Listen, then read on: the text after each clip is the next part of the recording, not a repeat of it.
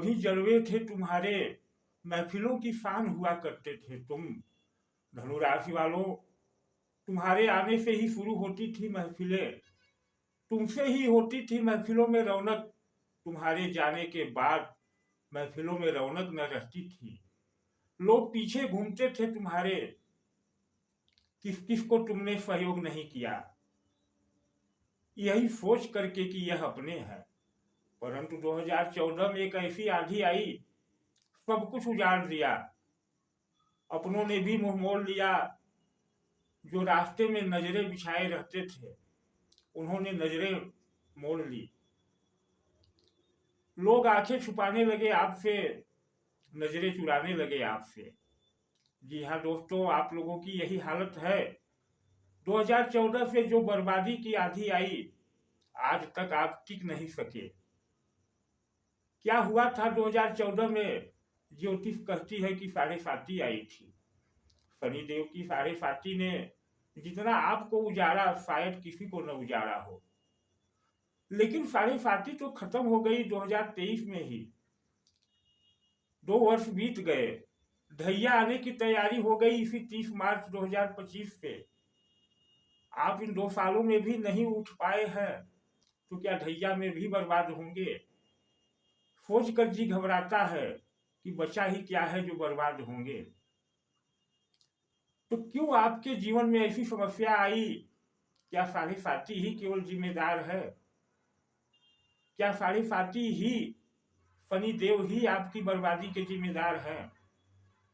नहीं दोस्तों, केवल 7.5 या शनिदेव जिम्मेदार नहीं है। कुछ बातें और है आपकी कुंडली में, आपके जीवन में, आपके स्वभाव में, जिन्हें आपको जानना बहुत जरूरी है। अगर उन बातों को नहीं जानेंगे, नहीं समझेंगे, तो ढैया फिर परेशान कर सकती है। जो उठने की एक छोटी सी कोशिश आप कर रहे हैं, वह कोशिश नाकाम हो सकती है। इसलिए समझें कि और वह कौन सा कारण है जिसके वजह से आप बर्बाद हुए। तो पहला कारण है आपका लग्न। आपकी राशि धनु राशि है, आपके स्वामी बृहस्पति हैं, लेकिन आपका लग्न भी कुछ होगा। तो कहीं आपका लग्न ही तो नहीं कमजोर था कि जब एक बार बर्बाद हो गया तो दोबारा उठने की कोशिश में भी कामयाब नहीं हो रहा है? तो देखें अपने लग्न को। अगर लग्न कमजोर है, लग्न पर बुरे ग्रहों की दृष्टि है, लग्न का स्वामी कौन है, कहीं वह पीड़ित तो नहीं, उसको देखें। उपाय मैं आगे बताऊंगा। देखें अपने शुक्र को, कहीं शुक्र पीड़ित तो नहीं, शुक्र नीच का नहीं, शुक्र अंश बल में कमजोर तो नहीं। और साथ ही देखें अपने बृहस्पति यानी अपने राशि स्वामी को, क्योंकि आप बृहस्पति के प्रभुत्व वाली राशि हैं। बृहस्पति एक धर्माधिकारी, एक धर्मगुरु, एक संत। बृहस्पति अगर कुंडली में अकेले हों तो बर्बादियां होनी तय है। साथ ही देखें चंद्रमा को। चंद्रमा आपका मन है, और आपका मन इतना कोमल है कि आप किसी का दुख नहीं देख सकते, और इसी में बर्बाद हुए आप। लोग आपके पास आए अपने दुखड़े लेकर के, और आप उनके दुखों को हल करते करते अपने लिए ही दुखों के बीज बो बैठे हैं। समस्याएं आपके जीवन में गंभीर हो चुकी हैं, रास्ता दिख नहीं रहा है। जिस भी मार्ग में जाते हैं, जिस भी व्यवसाय में हाथ डालते हैं, सफलता मिल ही नहीं रही है। पैसे रह नहीं गए, धन संपत्तियां बर्बाद हो गई। कुछ मित्रों ने लूटा, कुछ परिवार वालों ने लूटा, यहाँ तक कि अब तो जीवन साथी भी आपको ताने मारने लगते हैं। तो करे क्या भैया? करना बहुत खास नहीं है। यह नववर्ष जो नवसंवत आ रहा है 30 मार्च को, और उसके पहले ही शनि लगा रहे हैं ढैया। तो 30 मार्च को जो वर्ष आ रहा है नया संवत, इसके स्वामी है सूर्य, इसके राजा है सूर्य, इसके मंत्री है सूर्य, और सूर्य है आपके भाग्य भाव के स्वामी भाग्येश। सूर्य का बल ले, यह वर्ष आपको आबाद कर देगा ढैया के बावजूद। लेकिन अगर सूर्य का बल नहीं ले सके, सूर्य पीड़ित रहा आपकी कुंडली में, तो शनिदेव तो समस्याएं देंगे। बल लेने के लिए करें क्या? दो ही उपाय है। शुक्र को बल दें, सूर्य की जगह शुक्र को बल दें। शुक्र आपकी इच्छाओं की पूर्ति करने वाला है। शुक्र आपके कर्जे का स्वामी है। कर्जे से मुक्त होना चाहते हैं तो शुक्र को बल दें।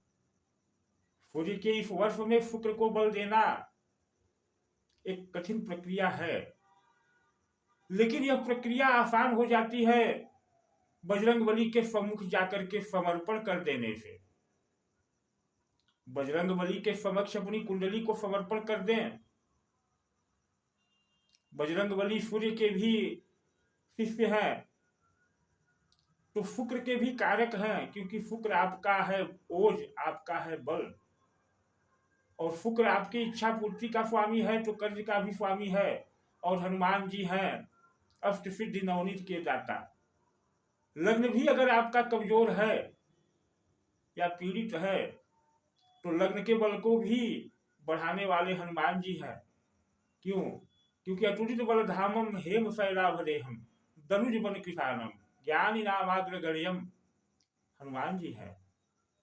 अतुलित बल के स्वामी हैं, शत्रुओं का नाश करने वाले हैं। दनुज बन किसानम, शत्रुओं के जंगल में आग लगा देने वाले हैं। ज्ञानियों में अग्रणी है, आपको ऐसी बुद्धि देंगे, बल बुद्धि विद्या देहु वही हरहु कलेश विकार। यह सारे कलेश आपके हर लेंगे, ऐसी बुद्धि देंगे और ऐसी कृपा करेंगे कि यह नव संवत नया वर्ष आपके लिए ढैया की बावजूद लाभ देने वाला, आपकी इच्छाओं को पूर्ति करने वाला हो जाएगा। क्योंकि शनि की ढैया आ रही है तो शनि देव हनुमान जी के दास है। हनुमान जी को वचन दे चुके हैं कि जहां जिस भक्त पर आपकी दृष्टि होगी उसको मैं छूंगा नहीं, उसकी तरफ देखूंगा नहीं। तो जब आप अपनी कुंडली ही हनुमान जी को समर्पित कर देंगे तो आपकी कुंडली में ढैया आने की औकात नहीं, शनि की इतनी औकात नहीं जो हनुमान जी के विपरीत जाकर के आपको कष्ट दे सके। तो यह कुंडली समर्पित करें कैसे, बता चुका हूं पिछले कुछ वीडियो में भी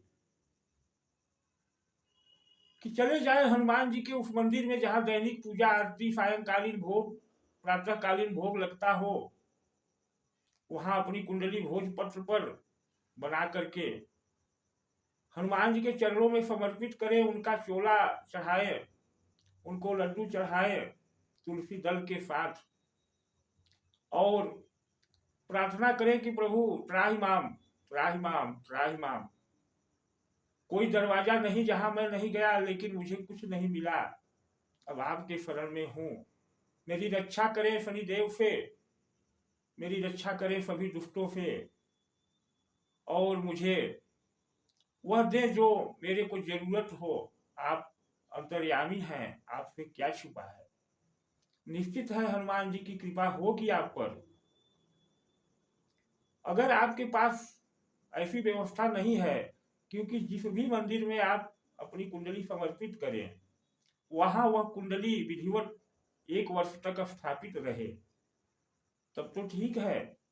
अगर आपकी कुंडली हटा दी जाएगी तो जो संबंधों का क्रम है वह टूट जाएगा और कृपा फिर नहीं मिल पाएगी। तो अगर आपके पास ऐसी व्यवस्था नहीं है, ऐसा मंदिर उपलब्ध नहीं है जहां दैनिक पूजा आरती भोग सुबह शाम होता हो और आपकी कुंडली भी सुरक्षित रह सके, तो आप हमसे संपर्क कर सकते हैं। हम अपने हनुमान जी के मंदिर में आप लोगों के लिए यह कार्यक्रम प्रारंभ कर रहे हैं। आप अपनी कुंडली आप स्थापित करा सकते हैं।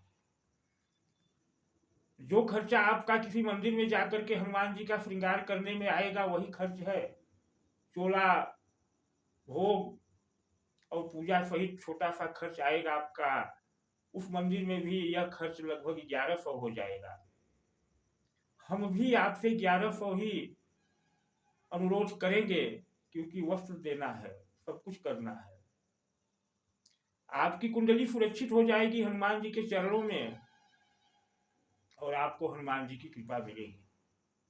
तो अगर इस तरह से पीड़ित है तो करें यह छोटा सा प्रयोग और नए संवत में हनुमान जी की कृपा प्राप्त करें, अपने जीवन में परिवर्तन लाएं,